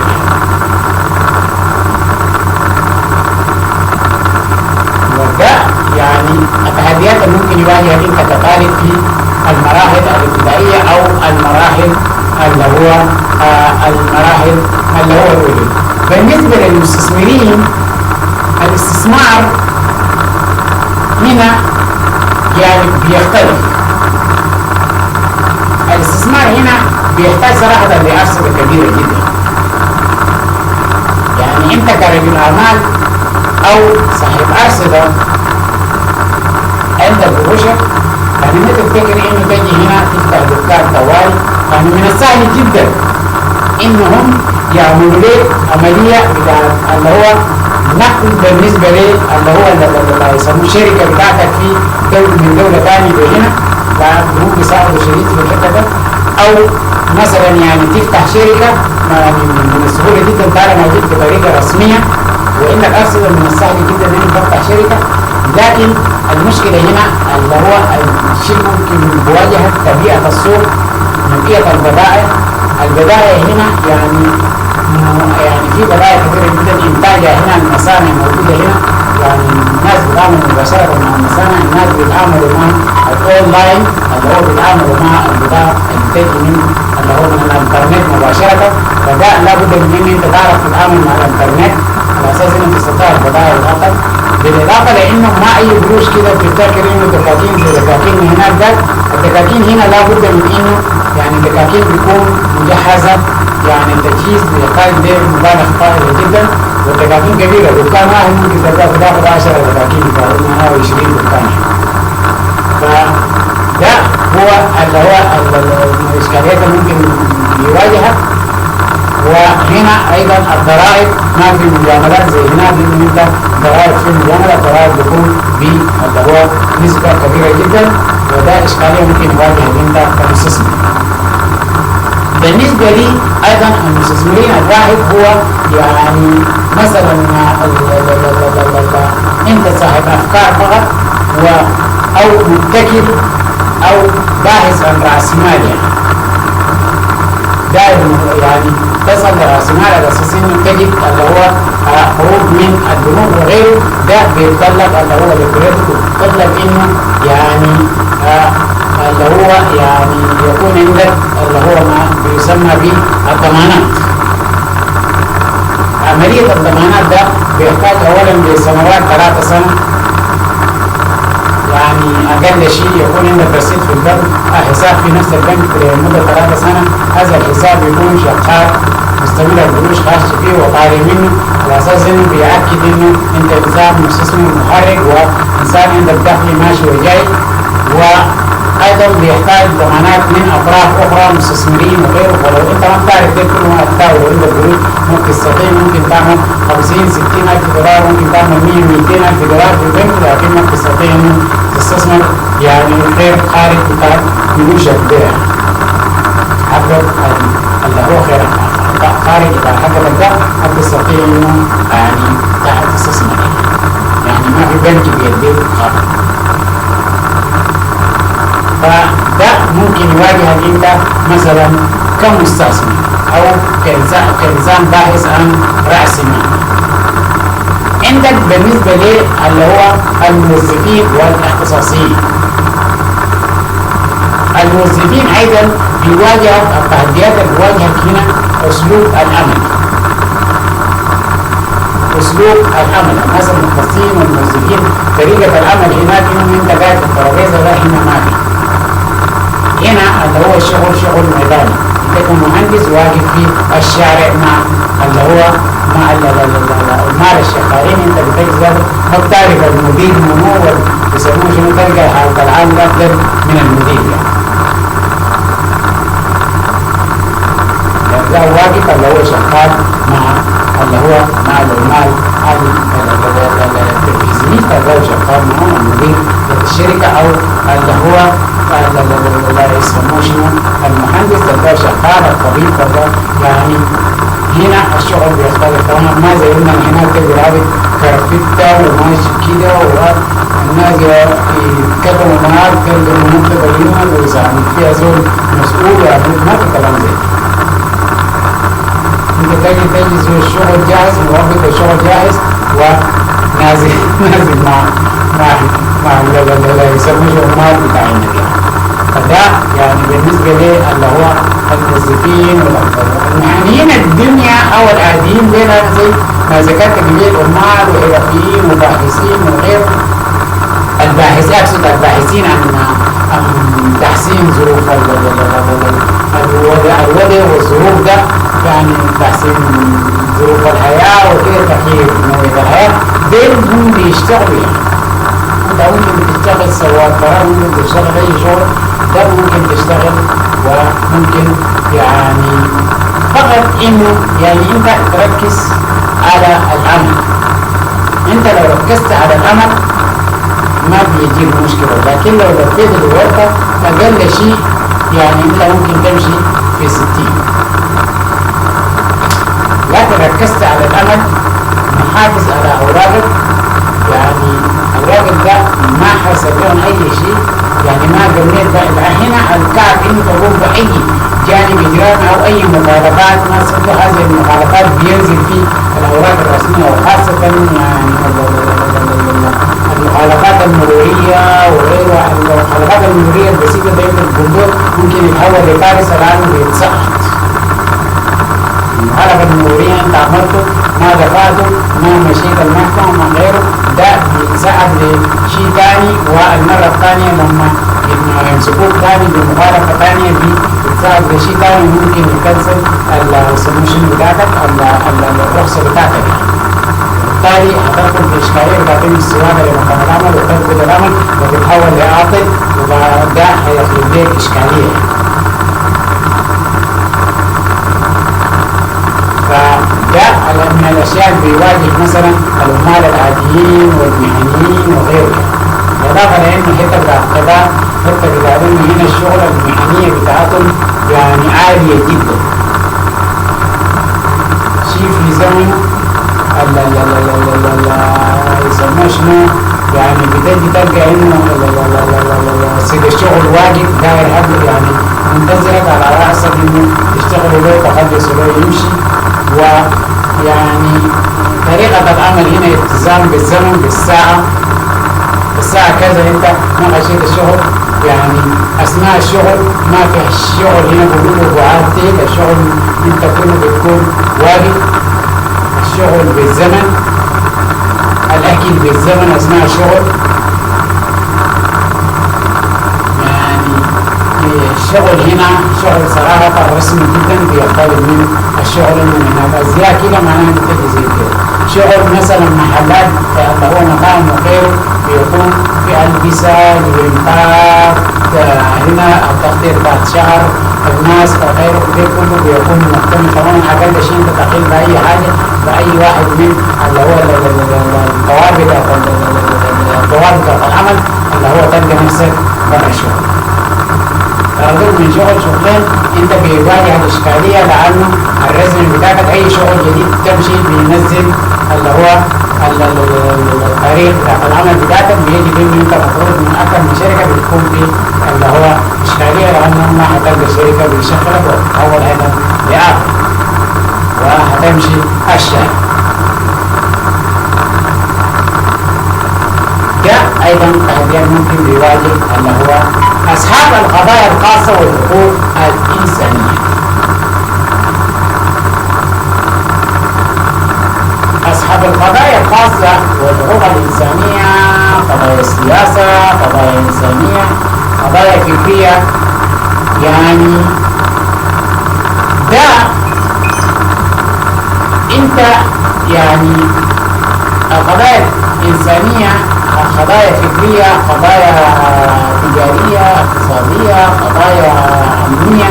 ديل أنا زي ما ذكرت قبل من الفئات اللي ذكرتهم إنه يدوهم ممكن يدوه يعني لجوء بيكون يعني ممكن تصل للجوء. القانون بيوفر لك ذلك. يعني القضايا السياسية لو انت يعني دخلت في واحد من الفئات الثمانية او التسعة ذكرناهم قبل يعني بيديك بالاضافة لانه الحقوق الانسانية ايضا نفس الشيء. ولكن يعني بالنسبة للسياسيين يعني في تغيرات يعني السياسة بتاع الدول وكده ففي اشكاليات كثيرة جدا. لكن ناس القضايا الانسانية والناس لأنه المشاكل بتاعت مثلا تغير من دين لدين والنساء الأمر النسوي وغيره ده من القضايا الباقية ما في تغير. وده في أي وقت ممكن اللي هو الواحد يعني ممكن اللي هو يمر ووقت ما قدم ممكن يقولوا في الوقت الراهن. لكن القضايا السياسية أحيانا بيكون في بعض التغيرات. يعني بالنسبة للمرأة، بالنسبة للرجل الهجرة، بالنسبة للمرأة هنا يعني انت كمرأة لما تجي في دول الهجرة فرصه هو اكثر. المرأة ممكن تيجي وفقا للفرص المسموحة به اللي هو المرأة عالميا. المرأة ممكن تيجي الهجرة هنا يعني المرأة ما بواجه التحديات زي هناك. قال ممكن تسكن لوحدها، ممكن ما مشكلة يعني ممكن تشتغل تعمل عربية ممكن تعجل في أي محل تسكن. هنا المرأة ما عندها مشكلة يعني عادي جدا ممكن تجي وتواصل حياتك. بس فقط إنه لازم أنت يعني تتأكدي إنه هنا ما زي المرأة بتعتمد مثلا على جهة ثانية إنه بتدير شيء ولا كده. لازم تجي تجيب برجلينك زي ما أنت بتالي بيه اللي هو العدالة بين المرأة والرجل تجي تلقاه هنا موجود. يعني هنا انت لو مشيت الشارع في نظام ماشيين الشارع عادي جدا يعني مجربات في الشارع يعني لا الناس يعني هي مسؤولة عن نفسها. وبنفس القدر يعني ما تفتكر انه يعني هنا بيجي مثلا تقول انه ده مرة لانه مرة كذا ولا كذا. لا هنا يعني كل الحقوق بتاعتها موجودة، أنت إنسان مكتمل وتستطيع إنه يعني تعمل كل شيء، وبالتالي تواجه مسؤوليتك وتتحمل المسؤولية بالكامل. أنت مسؤولة من نفسك، تبحث عن شغلك بيواجهك يعني أشياء كثيرة جدا، وتواجهه بنفس القدر زي ما أي رجل بيواجه الإشكاليات اللي بيواجهه. بالنسبة لأماكن الشغل، أماكن الشغل مختلطة، يعني نقول إنه هنا رجال أنا لازم أتخفض، لأنه ما في كلام زي ده. إنما أنت تشوف إيش بيتطلب منه، الجو بارد ولا الجو سخن، ولا نظام الشركة لازم ألبس كذا، خلاص ما في شيء بيقولوا إنه أنا يعني هنا في كذا أنا لازم أتخطى كذا ونسوي كذا، ما في كلام زي ده. لكن الشيء الوحيد مقصود هو زي المراحيض وغيره، النساء مراحيض بتاعهم براهم يسموا شيء لوحده. الأشخاص اللي ممكن يشتغلوا مثلا بالنسبة للأشخاص ده، في أشخاص يعني ممكن تكون تجي المرأة طبعا رقيقة بعض الشيء، يعني مهما يكون هنا مكان، يعني في الأشخاص اللي ممكن أنت تختارها تشتغل، أشخاص بتتوافق مع النساء، يعني مع الطبيعة أو التركيبة البيولوجية بالنسبة للنساء متوفرة يعني بكثرة جدا، والواحد ممكن بيشتغل. بالنسبة للرجال ده هو كالعادة يعني، لكن الرجال هنا يعني الرجال الواحد بيجي من زول ما تفتكر انه يعني انه تجي هنا ومثلا تفرض سيطرتك مثلا على العائلة وعلى الأطفال، وهنا ندخل في نفس الشغل اللي هو بالنسبة للطفل، وتفرض سيطرتك مثلا على المرأة أو نفس التصرفات الموجودة هناك. هنا ما موجود، لأن المرأة هنا لها شخصيتها ولها حقوقها، وممكن تدخل في صراع أو تدخل في صراع مع الأسرة وتكون بإشكاليات. يعني المرأة هنا لها كل حقوقها، وأنت يعني تتعامل معها كشريكة وليس كاللي هو إنسان مثلا مستخدمة بنفس الطريقة الموجود مثلا في العالم السابق أو في دول الشرق الأوسط أو حتى في وطننا السوداني. هنا بيختلف جدا، ممكن تدخل معاه في إعراف قانوني، وممكن يعني يوديك السجن، أو ممكن تدخل في إشكاليات قانونية وتتفرقوا يعني. فالتعامل هنا تعامل اللي هو بمعاملة واحد بواحد، وده ما يجب أن تفهمه وتتعامل مع المرأة في هذا الإطار. وبالنسبة للأطفال، الهجرة بالنسبة لأفضل الفئات الممكن يستفيدوا من الهجرة هم الأطفال، لأن الفرص موجودة والدراسة والاهتمام هنا. بالإضافة لأنه الطفل بيرضى لرعاية كاملة، الطفل رعاية كاملة، بالإضافة لأنه الفوضى الموجود وحقوق الأطفال، النظام الأطفال وغيره في مجتمعاتنا هناك ما يعني هنا كلام زي ده ما في، يعني ما في جهة بيبي مثلا أشياء قبول أو يعني طفل أي شخص عمره ما تم 21 سنة ما بيدخل محلة بتاعت يعني أي محلة بتاعت قبول، فيه قبول أو فيه تدخين أو فيه يعني مراقص أو فيه أشياء جنسية. أي طفل ما خلص 21 سنة ما بدخل نهائي، عنده أقل من 21 سنة ما بيدخل وما بيستخدم، ولا صاحب المكان أداه أو سمح له ما بيسألوا الطفل. المحل ده بيتقفل وقتا ويمشي صاحب السجن وياخذ خراب. لو بيت سيجارة واحدة فقط لك هيديك سجن أغلاه يعني يحتمل أمام، لكن بتحقيق من الفترة العقوبة قبل، لكن أغلاه 3 سنة. وهتتخرم يعني وفقا لمستوى الترصيد بتاعتك، ممكن لو رصيدك كبير ممكن يمشي يصل $1,000,000. وبعد ذلك ممكن والمحل ده شيء مؤقت، المحل هيتقفل ما هتفتح محل تاني كده عمل جاري في كل ولايات أمريكا. ده بس بيت السيجارة يتقل أو أبديته أمور.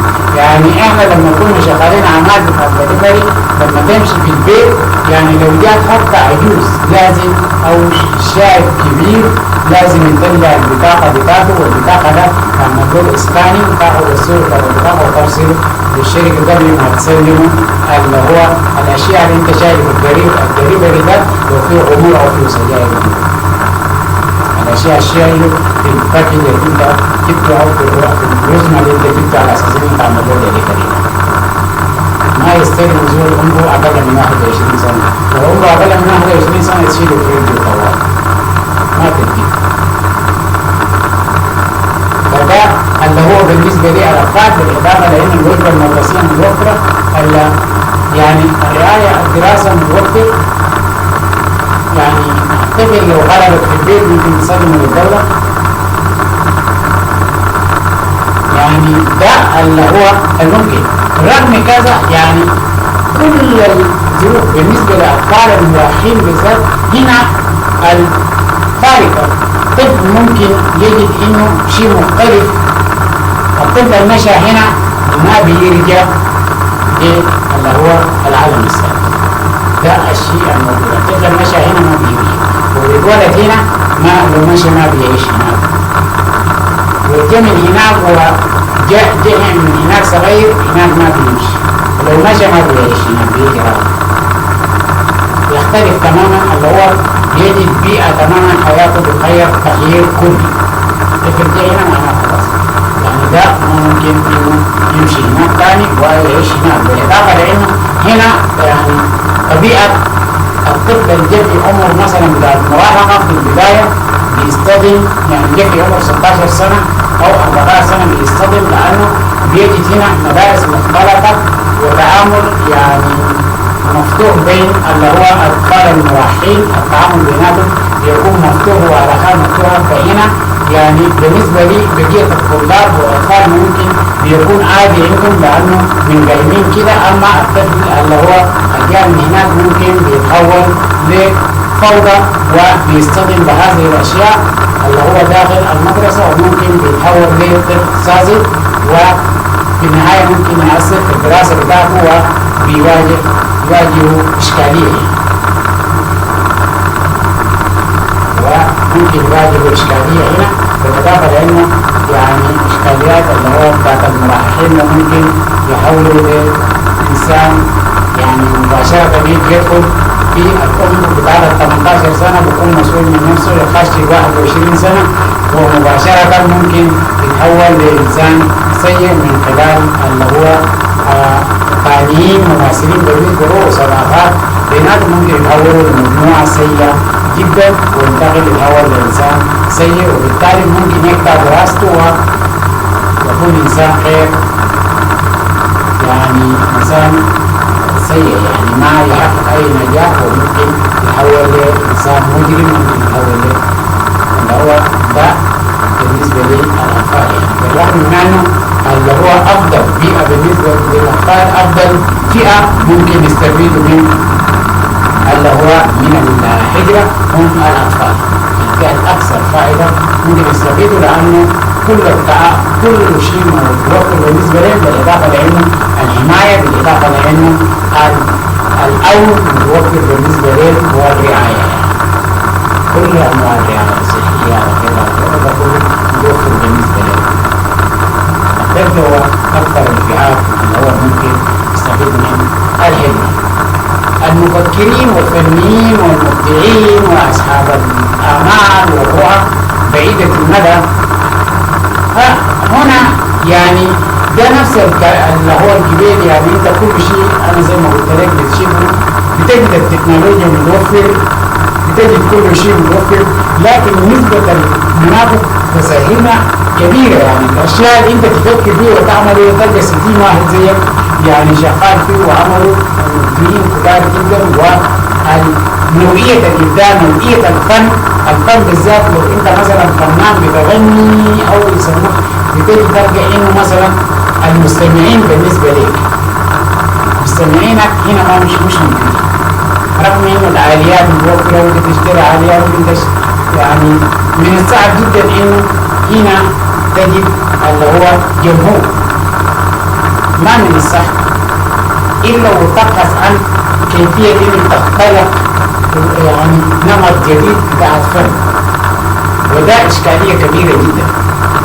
يعني أسلوب فنك ده يكون من الفن المسموع عالمي على أساس إنه تستطيع إنه تجد جمهور فيه، وده ممكن يحولك لزيرو. ده نفس الشيء بالنسبة لي الشخص أنت كإنسان سياسي ومثلا هنا هتعمل شنو مثلا،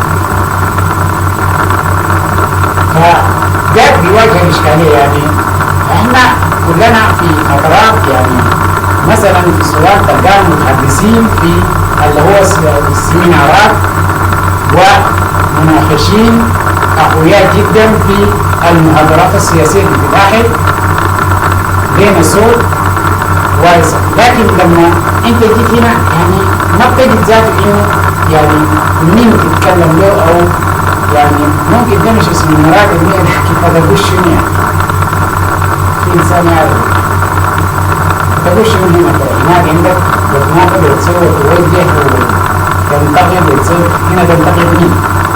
تسألني كذلك ينضم لحزب من الأحزاب الرئيسية الموجودة، ولكن لما يتفاعلوا خلاص زي يدعو تبعهم 200 مليون. فده الشيء المستوى السياسي اللي انت جيت بو من هناك دول هنا انت زيرو، يعني انت زيرو زي واحد ماشي في الشارع، انت هناك زور سياسي مرموق ويسموه شنو، انت هنا زيرو زي واحد ماشي في الشارع من نفس الدكتور اللي يقدر يمشي الشوكين ما تعمل في الشارع. ده انت كسياسي ولا كإنسان مرموق ولا كمفكر ولا كنال عمل فيها صوت هنا ولا هذا من الأشياء الثانية يعني ممكن مؤثر جدا وممكن يسبب صدمة في كثير من الناس. يعني الواحد بيضطر يترجع انت فنان كبير هنا تجي هنا فنك ده ما إلا لو هسه تغني أو تعمل لايف تغني في لايف ولا تعمل إيش. فدي كلها يعني ما يمكن أن يواجهه الإنسان من تحدياته، ولكن السؤال هل اللجوء هو الحل؟ هل إيجابي؟ هل سلبي؟ عموما اللجوء فيه أو الهجرة فيه إيجابيات. أنت تستطيع أن ترتبط في الآن العالم كله منفتح على بعضه، العالم كله يعني في طريقه انه يكون شبه مجتمع واحد وشعب واحد، ولكن الهجرة يكلف الكثير جدا، وربما انت يعني المشاوير التي قطعتها والمسافات التي وصلت له في مجتمعك الأساسي أو في دولتك الأساسية كإنسان مثلا ناجح في مجال من المجالات، في مجال مهني أو مجال فني أو مجال سياسي، هنا لما تيجي بتلقى إنه المشوار ده كله ضاع، هتكون أنت زيرو. ده من الأشياء الخطيرة جدا في الحجة. الجيل بشكل هجرتك هتكون زيرو، تبدأ من الصفر عشرات السنين هيروح للحظات. ده واحد من الإشكاليات. إذا لكي تستطيع أن تعود هذا وحتى أنه ما تستطيع لابد من أنه تختلط، تبحث عن طاقاتك التي ممكن تفجر في هذه البيئة وتستطيع أن تنقل نفسك. لابد من أن تتحول تستطيع أن تتعامل عالميا. أنت انتقلت لمجتمع ثاني، المجتمع ده ما بعرف كيف أنك تستطيع أن تكسب جمهور هنا كفنان، كيف أنك تستطيع أن تنشط سياسيا ليس عملا سهلا. انت سياسي ممنوع، سياسي معروف، ممكن تنطلق في اي مجلس محلي، ممكن تتحدث في اي ندوة، صوتك مسموع، الكلام اللي تقوله مسموع. هنا ما بتجد ذات ندوة تتكلم فيه. فنان ممكن يكون عندك موسيقى جيد، ممكن تستطيع ان تبدا تربي جمهور هنا او الناس يعرفوك، لكن تمشي تلقى ناس بتعرف بعوادم في الشارع بعزف فشل. تغني باللغه الجيبون من اللغه ما تزول بالسنه، ما في حفلات هنا تمشي تغني فيه. هنا اسلوبه بيختلف من اللي هو الاسلوب اللي بيستخدم هناك على اساس انه يسوي جمهور. إذا لابد من أن تبدأ أن تخترع اللي هو أسلوب جديد في أن تخترع جمهور عالمي، وتبدأ في أن تنهض من جديد. يعني تجد نفسك أنت زيرو، وبعدين كل شيء أنت هناك كنت يعني فيه يسموه شنو ده، يعني زي يسموه على وقته كيو للناس في نفس الوقت. انت محامي تجي هنا محامي، تجي تمشي محامي كبير هناك الناس عارفينك واقفين صف على المكتب، تجي هنا انت في مجتمع جديد ما الشخص اللي يعرفك ولا تمشي تشوف لك محامي ثاني قد يكون مستواه ذاته وتفكيره اقل منك تمشي تشتغل معاه.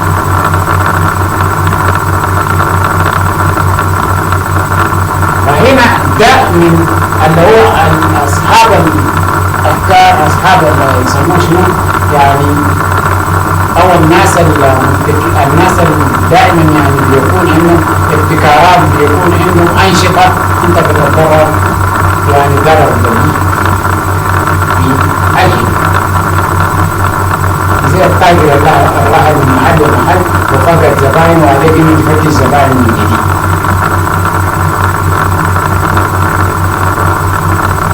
هذا بيواجه. والحجرة يعني وأنا زي ما أوضحت لك، أنت بتشوف كل شيء، كل ما تحلم به تأتي في الدول المتقدمة، كل ما تحلم به أو كل شيء آلة أو كل يعني وسيلة أو أداة أنت ممكن تستخدم بالتقدم بالإشارة إلى أينما تتمنى أو أينما تقف تشيفه كأنه في هاجس قزازي كده تشيفه، وانت على اساس انه تسلوا تلف وتدور حول تشيفه ولا عنده باب بتدخلوا طبعا من باب المكتب.